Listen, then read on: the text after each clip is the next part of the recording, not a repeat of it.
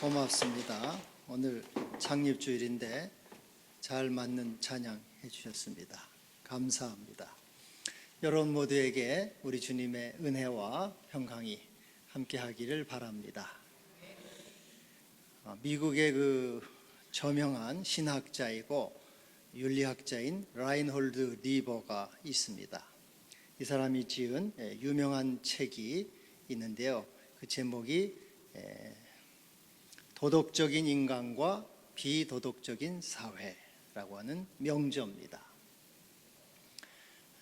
인간이 개인적으로는 도덕적이라 그 말이죠. 선량하고 착하고 진실하고 정직하고 서로 돕고 양보하고 이해하고 이렇게 개인적으로는 그렇습니다. 선량합니다. 그런데 집단이 됐을 때는 다르다는 거예요. 이기적이고 포악하고 폭력적이고 야비하고 잔인하고 독선적이고 탐욕스러운 집단이 된다. 도덕적인 인간, 비도덕적인 사회. 개인적으로는 선량한데 집단이 되면은 악해진다. 그게 이제 요지입니다. 여러분, 이 일본을 보더라도 그렇죠. 일본 사람은 얼마나 친절합니까? 아리가또 고사이마스 하고 그냥 입에 혀처럼 막 굴러갑니다. 너무너무 상냥하고 친절해요. 근데 일본이라고 하는 집단이 되면은 아주 달라지죠. 잔인하고 폭력적이고 야만적이고 우리 독립군들을 얼마나 참 잔인하게 참 죽였습니까? 너무너무 그 유래를 찾아보기 힘들 정도로 아주 잔인한 민족이 됐어요. 개인적으로는 그렇게 상냥하고 친절한데 집단이 되니까 마귀와 같은 존재, 악마가 되는 거죠. 우리 북한 공산당도 그렇습니다. 제가 어렸을 때는 때려잡자 김일성, 무찌르자 공산당, 그거 맨날 외치고 다녔어요. 때려잡자 김일성, 무찌르자 공산당. 그래서 이 김일성, 이 북한은 머리 뿔 달린 괴물로 알았어요. 그건 악마다.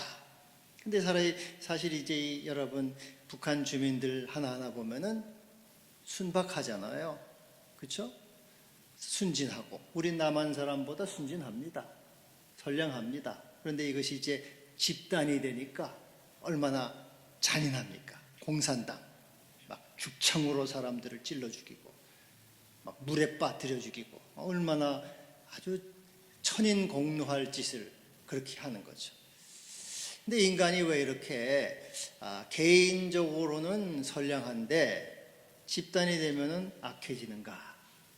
이 라인홀드 리버는 이것은 집단 이기심에서 그런 집단악이 나온다. 그렇게 얘기를 하고 있어요. 집단이 살고 자기 집단의 유익을 위해서는 어떠한 일도 서슴지 않는 그러한 존재. 그것이 집단악이다. 그렇게 얘기를 합니다. 그런데 A라는 부족과 B라는 부족이 이렇게 서로 싸워요. 싸우면은 이제 그 명분은 우리는 선하고 너희는 악하다. 그런 명분이 아니에요. 그래서 싸우는 게 아니고 살기 위해 싸우는 겁니다. 내가 저들을 죽여야지 내가 사는 거예요. 저들을 것을 물자를 빼앗고 땅을 빼앗고 우물을 빼앗아야지 내가 살 수 있으니까 서로 싸우고 죽이는 집단 이기심과 집단 악으로부터 이제 그런 그 폭력성이 나오는 겁니다. 이건 뭐 연시부족만 아니고 역사 이래 모든 전쟁이 다 그렇습니다. 여러분 중국이 우리를 얼마나 많이 괴롭혔습니까? 끊임없이 침입했잖아요. 삼국시대 그 전부터 고려시대 신라시대부터 계속 침공했죠. 뭐 땅 내놔라, 쌀 내놔라, 여자 내놔라, 조공 바쳐라 다 빼앗아가. 자기들이 잘 먹고 잘 살게. 우리 중국이 선하고 너희 조선이 악한 나라다. 그런 명분이 아니에요. 다만 자기들의 그 이기심, 자기들이 잘 먹고 잘 살기 위한 이기심으로 다른 민족을 압제하고 죽이고 하는 집단 악이 거기에서 탐심으로부터 집단 악이 발생하게 되는 것입니다. 그래서 니보는 그러면은 이 집단 악을 제압할 수 있는 방법이 없는가? 인간으로부터 나오는 이 집단 이기심을 어떻게 하면은 그것을 억누를 수가 있는가? 그는 그렇게 말합니다. 이것은 강제력을 행사할 수 있는 정의로 그 압제, 그 이기심을 억누를 수 있다. 강제력을 행사할 수 있는 정의와 힘과 법으로 그것이 가능하다 그랬어요. 여러분, 북한 김정은에게 야, 왜 그러냐? 우리 평화롭게 살자. 핵을 내려놓아라. 그리고 북한 주민에게 자유를 줘라. 그리고 우리 서로 잘 살자. 그건 씨도 안 막히는 소리란 말이죠. 그건 강제력을 행사할 수 있는 이 정의가 뒷받침되지 않으면 그것은 도저히 70년, 아니면 700년이 지나도 그것은 되지 않은 얘기예요. 그래서 경제 제재를 가하고 그리고 그 북한 무기를 훨씬 더 압도할 엄청난 무기력으로 제압할 때, 강제할 수 있는 정의와 힘이 있을 때 비로소 그 이기심이 수그러들고 이기심을 제압할 수 있다. 이제 그렇게 말하고 있는 겁니다. 여러분, 근데 이 집단 이기심의 특징이 있어요. 집단 이기심은 절대로 자기를 회개하지, 자기 자신을 반성하지 않는다는 거예요. 아, 내가 잘못했구나. 그렇게 이 집단악은 자기를 반성하지 않습니다. 오히려 자기를 합리화하고 정당화하게 되는 거예요. 그래서 결국 그들은 이제 패망으로 가게 되는 것을 보게 됩니다. 오늘 이 본문에서도 보면은 베냐민의 집단학을 볼 수가 있어요. 베냐민의 집단학과 그 집단학으로 인해서 그들이 그것을 정당화하죠. 자기들이 그 악한 일을 행했으면서도 그것을 정당화하고 결국은 전쟁으로 가고 멸망으로 가는 그 과정을 오늘 이 레위기 19, 20, 21장에서 세 장 굉장히 길게 이렇게 얘기를 하고 있는 겁니다. 저는 이제 다 읽을 수가 없으니까 몇 가지만 얘기를 읽은 거예요. 간략하게 이 레위기 오늘의 이 본문의 내용을 말씀드리면, 한 레위인이 자기 아내, 정확히 말하면 첩이죠, 아내와 함께 여행을 하고 있었습니다. 그래 여행 중에 베냐민 땅에 속한 기브아에 하룻밤을 묵게 됐어요. 날이 저물어서. 예컨대 검단에 와서 검단에 있는 왕길동에 묵게 됐다고 말해요. 근데 이 베냐민에 속한 기브아에 불량배들이 저녁을 먹고 쉬고 있는데 집을 쳐들어와서 그 레위인의 아내를 강제로 빼앗아간 거죠. 빼앗아가 밤새도록 희롱을 하고 능욕을 하고 강간을 하고 죽여서 새벽에 보낸 거예요. 얼마나 참 악한 일입니까? 멀쩡한 사람의 가정을 파탄. 그러니까 이제 이 레위인은 뭐 어떻게 대항할 수가 있겠습니까? 아무 소리 못하고 고향으로 돌아온 거예요. 고향으로 돌아와서 이 억울하고 분한 마음에 자기 그 아내의 시체를 12또막으로 짜요. 12또막. 아주 무서운 일이죠. 그래서 그거를 12지파에게 다 보냅니다. 12지파 사람들이 그걸 보고 깜짝 놀라죠. 이게 도대체 무슨 일이냐? 이 시체를 이렇게 쪼개서 보내다니. 그래서 이스라엘 지파가 전체가 이 미스바라고 하는 광장, 뭐 여의도 광장이나 무슨 하여튼 뭐 광화문 광장이든지 광장에 모였다 그 말이에요. 모여서 이게 도대체 어떻게 된 일이냐 하고 물어봤더니 레위인이 대답하는 거죠. 사실은 내가 여행 중에 이렇게 하룻밤 쉬고 있는데 이 베냐민에 속한 기브아의 불량배들이 내 첩을 욕보이고 죽였습니다. 너무 억울하고 분해서 이것을 갚아달라고, 원수를 갚아달라고 이렇게 시체를 보낸 겁니다. 이렇게 얘기를 해요. 그러니까는 이 이스라엘 11지파죠. 베냐민은 빠졌으니까 11지파가 그러면은 우리가 대책을 강구하자 가지고 거기서 이제 대표가 베냐민 지파에게 찾아간 거예요. 당신들에 속한 지파 기브와 불량배들이 이렇게 사람을 죽여서 이렇게 화를 만들었으니까 그 불량배들을 넘겨줘라. 그들이 잘못했으니까 그럼 우리가 그들을 죽여서 악을 제거하겠다. 그리고 하나님의 공의를 세우겠다. 하나님의 정의를 세워야 되겠다. 악을 그냥 놔두고서는 하나님의 공의가 세워질 수가 없다. 그렇게 부드럽게 말을 했어요. 그러면 이제 자기가 양심이 있고 바른 마음 같으면은 그러냐? 대단히 잘못됐다. 우리가 불량배를 잘 관리하지를 못했다. 미안하다 하고 우리가 그놈들을 잡아서 그럼 보내주겠다. 그러면 깨끗하고 평안스럽고 하나님의 정의가 세워지는 것 아니겠습니까? 그런데 이제 베냐민 이 지파 사람들이 하는 말이 팔이 안으로 굽는다고 그거 뭔 잡소리냐? 뭔 개소리냐?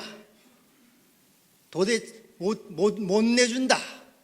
그 사람들이 사실은 잘못한 것이 아니고 그 레위인의 첩이 유혹을 하고 먼저 꼬리를 친 거 아니냐. 그래서 그런 거지 우리는 못한다. 그래가지고 핥아면 해보자. 그래가지고 이제 전쟁이 붙은 거예요. 11지파 대 베냐민 지파. 그 전쟁이 붙어가지고 결국은 베냐민이 멸망하는 과정을 이제 이렇게 오늘 보여주고 있는 겁니다. 그래서 베냐민은 분명히 자기가 악을 행했어요. 불량배를 넘겨주면 깨끗이 해결돼요. 그런데 아니라 이 말이지. 아니라 자기 자신을 정당화하고 합리화하고 그 악을 버리지 않아요. 그래서 이 집단 악이라고 하는 것은 회개하지 않아요.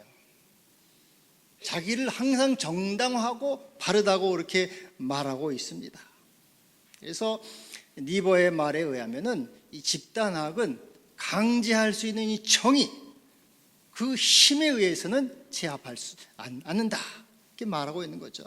그래서 이제 이것을 위해서 이스라엘 11지파가 강제할 수 있는 이 정의를 가지고 이것을 이제 제압함으로 하나님의 공의를 이루어가는 그것을 이제 오늘 보여주고 있는 것입니다. 근데 여러분 여기서 이제 우리가 의문이 드는 게 하나가 있어요. 오늘 제가 읽지는 않았지만은 이 이스라엘 11지파가 2번이나 져요. 2번이나. 정당한 정의 아니에요? 하나님의 공의를 세우는 정의니까 나가서 싸우면은 이겨야 돼요. 승리를 해야 되는데 2번이나 큰 패배를 당합니다. 첫째 날은 나갑니다. 사실 이 군사의 수를 봐도 상대가 안 됩니다. 이스라엘은 11지파에서 40만 명이 모였어요.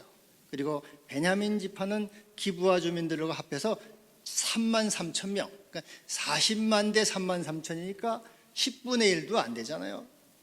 잽도 안 되는 거예요. 그래서 이놈들은 잽도 안 돼. 한 방에 훅 가. 해가지고 얕잡아보고 덤벼들었는데 그만 2만 2천 명의 첫날 전사를 했어요. 11지파가 패배를 한 거예요. 너무나도 수치스러운 것 아니겠습니까? 두 번째 날은 이게 왜 그런가 하고 이제 이렇게 또 들어갔는데 이제 또다시 패배를 하게, 또다시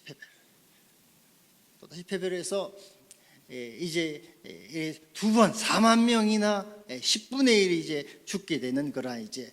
근데 여기서 왜 이렇게 이 하나님의 공의를 세운다고 하는데도 패배가 있는가 하는 것을 오늘은 그런 의문을 가질 수가 있습니다.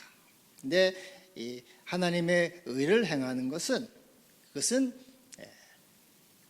쉬운 일이 아니다 하는 것이에요. 하나님의 공의를 세우는 것에는 많은 희생과 대가가 필요하다. 우리는 사실 쉽게 하나님의 나라를 얘기하고 하나님의 공의를 말하고 하나님의 정의를 외치지만은 그것은 쉽게 이루어지는 것은 아니고 희생과 대가가 따른다고 하는 것을 말씀하고 있는 것입니다. 여러분, 예수님이 이 땅에 오셔서 우리를 구속하기 위해서 하나님의 나라를 세우시고 하나님의 공의를 이루시고 우리를 구원하기 위해서는 십자가를 지는 대가를 치르셔야 돼요. 십자가에서 자신을 죽이고 희생하는 대가를 치르고서 하나님의 나라를 이루시고 우리의 구원을 이루게 된 것이죠. 마치 이 세상에 하나님의 공의는 저절로 세워지지 않고 거기에는 합당한 대가와 희생이 따른다 하는 것이에요. 베드로전서 2장 20절에 보면은 그가 친히 나무에 달려 그 몸으로 우리 죄를 담당하셨다. 친히 나무에 달려 몸을 그 죄를 담당하신 십자가의 희생, 십자가의 대속에 은혜가 있고서야 비로소 하나님의 나라와 하나님의 공의를 세우는 그러한 역사가 일어나게 된 것입니다. 그래서 하나님의 나라와 하나님의 공의는 거기에는 희생과 대가, 피가 필요하다 하는 것을 보여주고 있는 것이에요. 여러분, 미국의 그 16대 대통령 링컨이 노예 해방을 일으키지 않았습니까? 노예 해방을 해방시켰죠. 근데 노예 해방은 참 좋은 일이죠. 그것은 하나님의 정의입니다. 하나님의 공이고, 사실 이제 이 링컨이 어렸을 때 노예 시장을 가니까 노예를 매매하는 거예요. 노예를 매매하는데 짐승처럼 팔려 나가는 거예요. 근데 가족들이 이렇게 모여서 가족을 다 뿔뿔이 막 흩어지게, 남편은 남편대로, 아내는 아내대로, 자식들이 다 뿔뿔이 막 울고불고 막 헤어지지 않으려고 몸부림치는 걸 볼 때 아브라함이 충격을 받고, 저거는 하나님이 기뻐하신 일이 아니다. 거기에 대해 그때부터 이제 노예 해방의 꿈을 가졌단 말이에요. 그리고 이제 훗날에 그가 이제 정치가가 돼서 이런 연설을 합니다. 노예에 대한 연설. 나는 노예 제도를 미워합니다. 나는 노예 제도가 무법한 것이기 때문에 미워합니다. 노예 제도는 자유의 적이며 우리를 위선자로 만듭니다. 노예 제도는 정의에 반대되는 인간의 이기심에 기초하고 있습니다. 노예 제도는 하나님과 우상이 상반되는 것처럼 정의와 상반되는 원리입니다. 이렇게 그는 이 노예 제도는 하나님이 기뻐하지 않기 때문에 하나님의 공의에 위배된다고 생각해서 이제 대통령이 돼서 노예 제도를 이제 그가 서명을 하고 노예 제도를 이제 확대를 시키지 않습니까?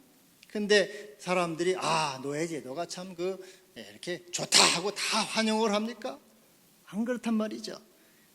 무슨 헛소리냐 해가지고 이 남부의 사람들은 이제 그 광활한 목화밭이 있기 때문에 그 노예가 그걸 이제 일을 시켜야 되게 엄청난 이게 피해가 오니까 안 된다 해가지고 남부군이 들고 일어나고 그래서 남부 동맹과 북부 연합, 북부가 이제 전쟁을, 이 노예 제도는 하나님의 공이고 하나님의 나라를 세우고 기뻐하는 것이라고 하지만은 이 남부 군인들은 이기심에 의해서 전쟁이 이제 결국 일어나게, 그 전쟁이 얼마나 처절한 전쟁, 4년간 엄청난 희생자가 생겼어요.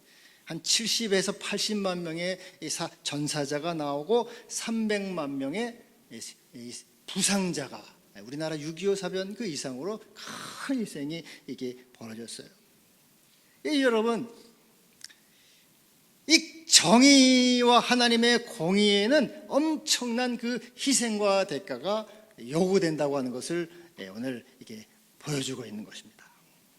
여러분, 이제 이 게티스버그 전투를 통해서 이제 결국은 승리를 했고 이제 그 노예가 해방됐지만, 그래서 이 하나님의 공의를 세우는 것은 쉽지 않다는 것을 오늘 본문에서도 이렇게 보여주고 있는 겁니다.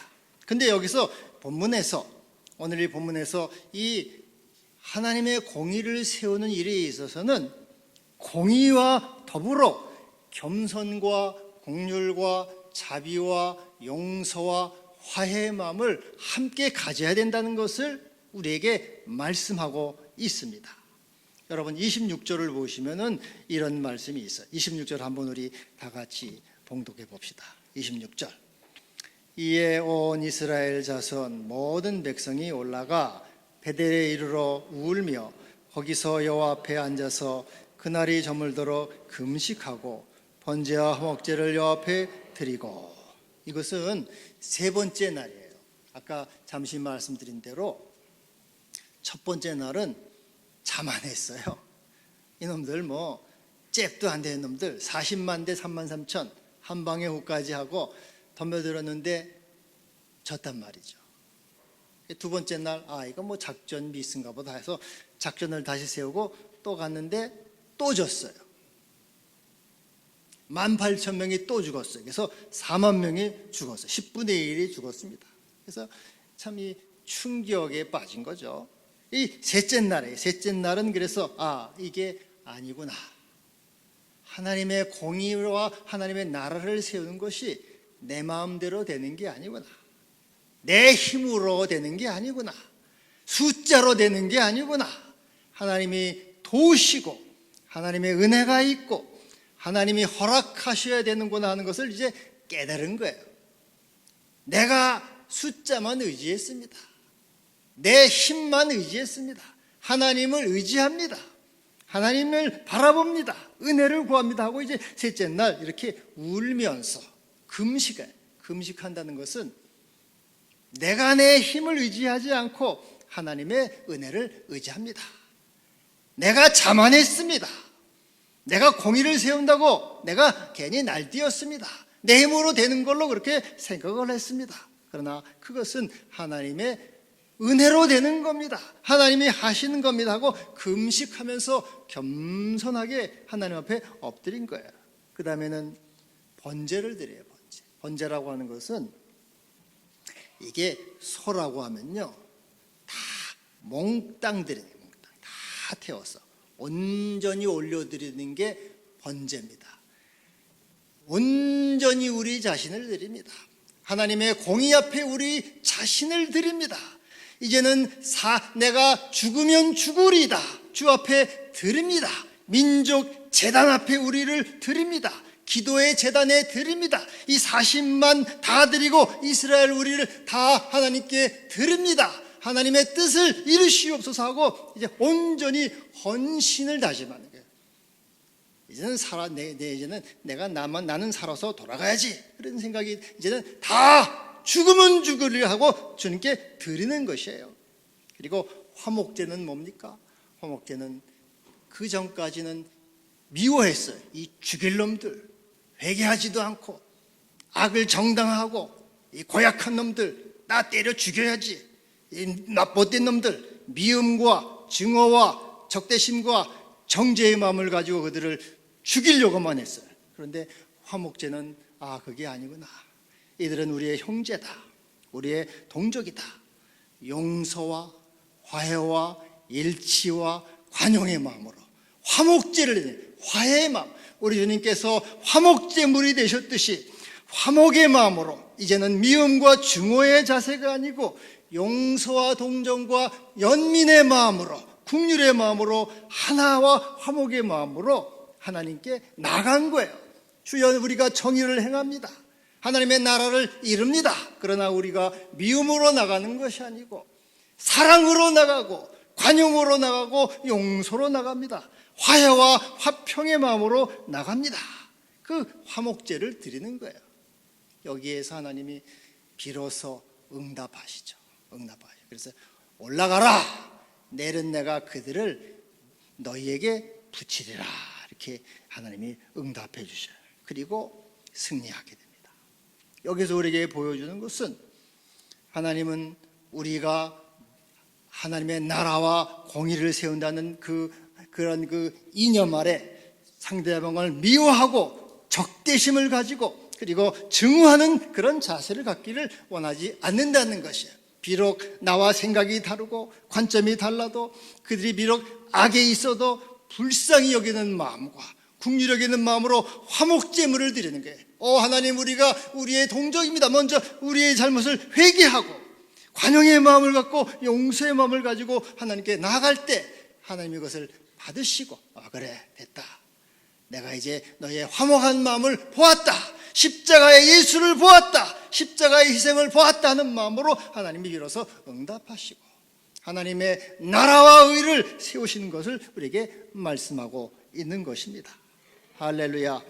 오늘 이 시편 85편 15, 11절에 보면 진리는 땅에서 솟아나고 의는 하늘에서 굽어보도다. 그래서 진리는 우리가 하나님의 나라를 세우고 공의를 세운다고 우리가 땅에서 하나님께 부르짖어요. 이렇게 진리 그럴 때 하나님의 하나님의 의는 하늘에서 이렇게 우리에게 이제 솟아난다고 말이죠. 그래서 이것은 정의와 화목이 하나가 될 때 하나님의 나라를 이루어 주신다고 하는 것을 말씀하고 있는 것입니다. 요한일서 2장 2절에 보면 이런 말씀이 있어요. 예수는 우리 죄를 위한 화목제물이니 우리 모두를 위할 뿐 아니요 온 세상의 죄를 위하심이라. 예수님은 화목제물이에요. 우리 죄를 위하셨어요.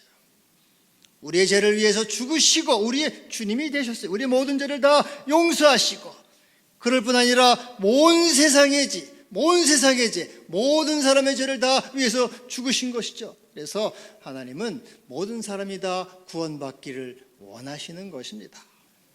우리 주님은 우리에게 미움과 증오와 또 적대적인 마음을 갖고 우리에게 나오셨습니까? 언제나 사랑과 관용과 용서와 화평의 마음으로 우리에게 오셔서 우리의 주님이 되신 것 아닙니까?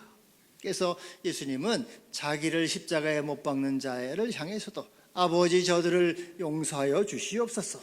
자기들이 하는 것을 알지 못합니다. 이렇게 주님은 구하 주신 것이죠. 그래서 여러분 우리가 가정이나 또 교회나 공동체나 국가에 있어서 정의를 세운다. 하나님의 의를 세운다. 하나님의 뜻을 이루어간다고 할 때 먼저 우리는 금식하는 자세. 우리의 죄를 자복하고 우리의 잘못을 회개하고 울면서 주 앞에 은총을 구하는 자세를 먼저 가지라고 하는 것이에요.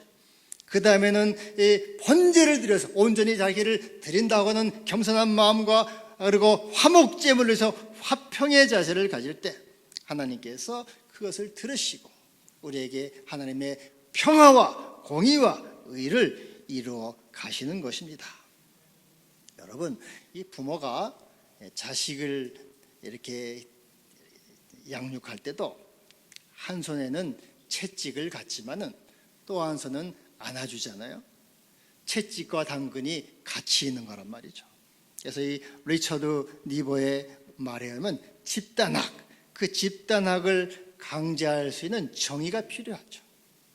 그것이 아니면은 악은 제압되지를 않아요. 그러나 오늘 동시에 주님이 우리에게 주시는 말씀은 화목제물이 같이 있어야 된다고 말이죠. 강제할 수 있는 정의와 동시에 화목제물, 언제나 화평의 마음과 용서와 일치와 화의 마음을 십자가의 정신을 가지고 나갈 때 우리 주님은 그것을 보시고 비로소 하늘에서 응답하시고 이 땅에 참된 하나님의 나라와 공의와 평화를 이루어주게 되는 것입니다. 할렐루야. 여기 오늘 이제 이 사사기 21장을 보면은 이스라엘 베냐민 지파가 다 거의 멸망했어요. 다 산으로 도망하고 멸망했는데 그것을 보고 11지파가 슬퍼해요. 내 동족 하나가 다 없어지게 됐구나. 슬퍼하면서 깊이 울면서 그들을 위해서 아내를 여자를 구해줘요. 다시 회복하게 합니다. 비록 그들의 악을 징계했지만 그들을 긍휼히 여기고 다시 회복시켜주는 그러한 모습을 우리에게 보여주고 있는 것이죠. 그래서 우리 주님은 항상 우리가 서로 하나됨과 화해와 평화와 용서와 관용의 마음을 가지고 주님의 나라와 공동체, 이 교회 공동체를 이루어가기를 원하시는 것입니다. 여러분 마음속에 언제나 주님의 십자가의 정신, 십자가의 화해의 마음, 그리스도의 용서의 마음을 가지고 하나님의 나라를 이루어가는 그러한 주님의 마음, 주님의 의식을 갖게 되기를 바랍니다. 오늘은 이제 지난 며칠 전에는 개천절이죠. 나라가 세워진 날입니다. 그리고 오늘은 또 우리 교회 창립 기념일이기도 합니다. 다 이게 시작된 날이고 세워진 날이에요. 우리 하나님께서 이 대한민국에 은총을 내리시고 우리 생명의 빛교회도 은혜를 주시기를 바랍니다. 그리고 여러분, 그래서 우리 모두가 이 교회 하나님의 이 민족과 이 교회 하나님의 공의와 하나님의 나라가 이루어지기를 바랍니다. 근데 우리 주님은 십자가에서 둘을 하나로 만드셨어요. 십자가라는 건 뭡니까? 십자가는 하나가 되는 자리입니다. 하나가 되는 자리. 남과 북이 하나가 되고 좌우가 하나가 되고 동과 서가 하나가 되고 위아래가 하나가 되는 그런 자리가 십자가입니다. 십자가 앞에서 화목제물을 드림으로 일치와 의를 이루어서 하나님의 장의와 하나님의 정의와 공의가 이루어지는 이 교회와 민족 공동체가 되기를 우리가 기도하면서 또 주께 기도하면서 부르짖고 또 그런 나라가 임하기를 축복합니다. 기도합시다. 주님, 감사합니다. 오늘 우리를 사랑하시고 또 우리에게 민족을 주시고 교회를 주시고 공동체를 주심을 감사합니다. 우리가 서로에 대한 미움과 증오심과 적대감을 내버리게 하시고 십자가의 사랑과 용서와 간용으로 하나님의 나라와 공의를 이루어가게 하시고 이 교회를 이루어가게 하시고 공동체를 이루어갈 수 있도록 도와주시옵소서. 주의 십자가의 사랑을 우리에게 부어주시고 성령을 더 한량없이 이 교회와 민족 가운데 모든 사람들의 마음에 부어 주옵소서. 예수님의 이름으로 기도하옵나이다. 아멘.